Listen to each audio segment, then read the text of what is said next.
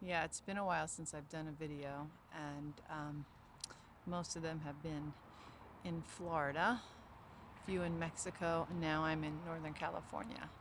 And I hope everybody's fared well during these eclipses. How many of you have had things come up that need to be released? Eclipses are like major turning points in our lives. And today is like a really weird day for me. It is the first day of Leo. So the sun is super strong here because it rules Leo, and Leos are very generous. It's the kings and queens, the heart center. It rules the fifth house in astrology. Just beautiful generosity, larger than life, And myself, I'm kind of being called into stepping into the portal of this North Node in Cancer that we all collectively have, and releasing past patterns of control where we have to know where everything's going to land to feel safe, and how many of us do that without even really being conscious of it. That would be Saturn and Pluto on the South Node in Capricorn, releasing the old structures that aren't working anymore. And today, being the 23rd of July, would have been my 3-year anniversary with my former partner. And it's been really kind of like an intense process.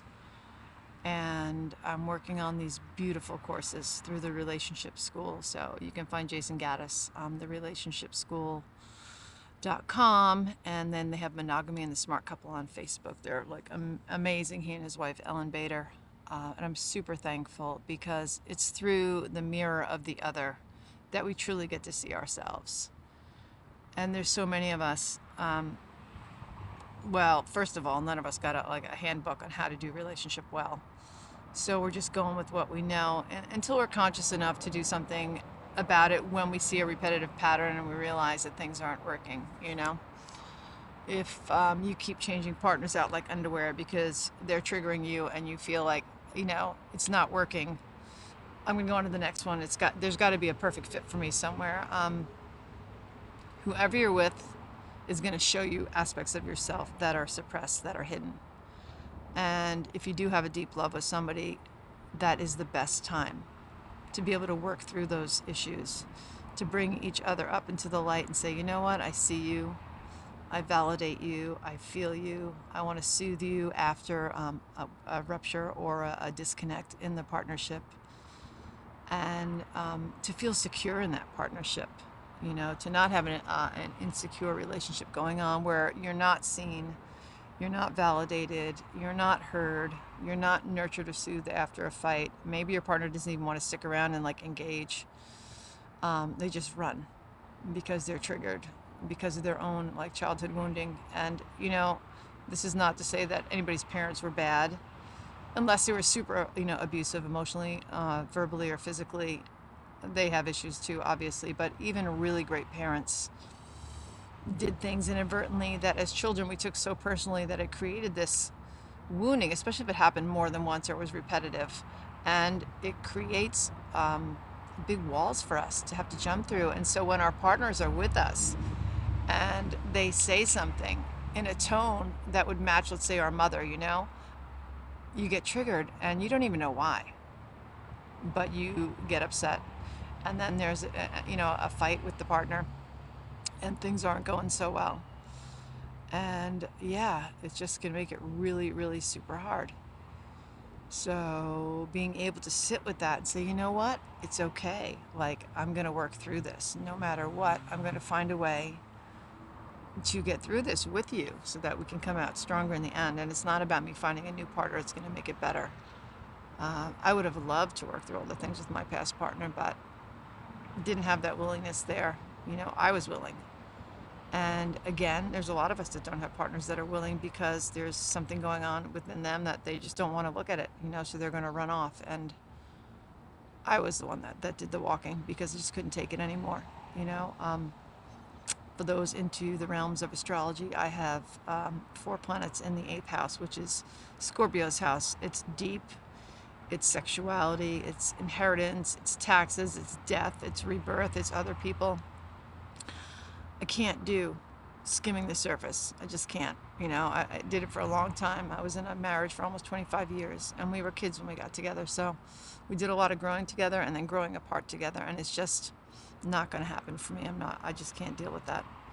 And so at any rate, I've decided that, yeah, better to be on my own and work on my issues so that I don't bring that to the table again, because that would be so lame, and I'm in the healthcare field, not mental health, but I am a massage therapist, and I work with people who, have physical issues, but also when you do massage, you end up helping them have emotional release. Like, I've had people on my table who have completely released emotionally because, when you're working on the body, you're working on the subtler bodies as well, and it releases something and helps them to move past and maybe into something healthier. So I'm thinking that today, it's kind of surreal, it's kind of weird. I'm staying in the house that I stayed in when I first met my former partner, and where we were gonna, create this life together. But, if one partner has both feet in, the other one's got one foot in and one foot out, it's not gonna work. And you can try to make it work for a really long time, but at the end of the day, if you're not both fully in your heart center, it won't happen. Somebody that's too much in their head, they can't feel. They'll rationalize everything, and that's the masculine too. They're more linear, logical, rational. The feminine is receptive and feeling, and it's good to balance each other. We have both within anyway. But if it's not happening, at the end of the day, you have to take care of yourself. And it's good because lessons were learned, and I feel so much stronger. Like, my boundaries are stronger. I know what I deserve. And thankful for the lesson, because it's pushed me to work on the things that have been hidden too. For me, I knew that they were there, some of them, but it's good to be really proactive and go, you know what? Yeah, I'm going to work on this so that I don't bring it again. Because it's not about, oh, the next guy's going to be better. It's like, no, I get into partnership because I bring what I bring to the table, you bring what you bring, and you're there to work through it together.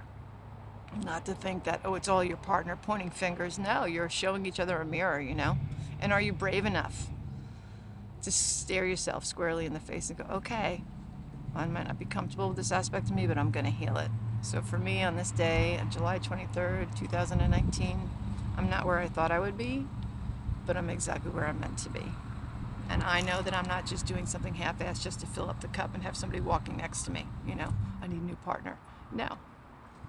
I'm going to wait till, the one shows up who's done the bulk of his work and is willing to do relational work with me. That's what I deserve.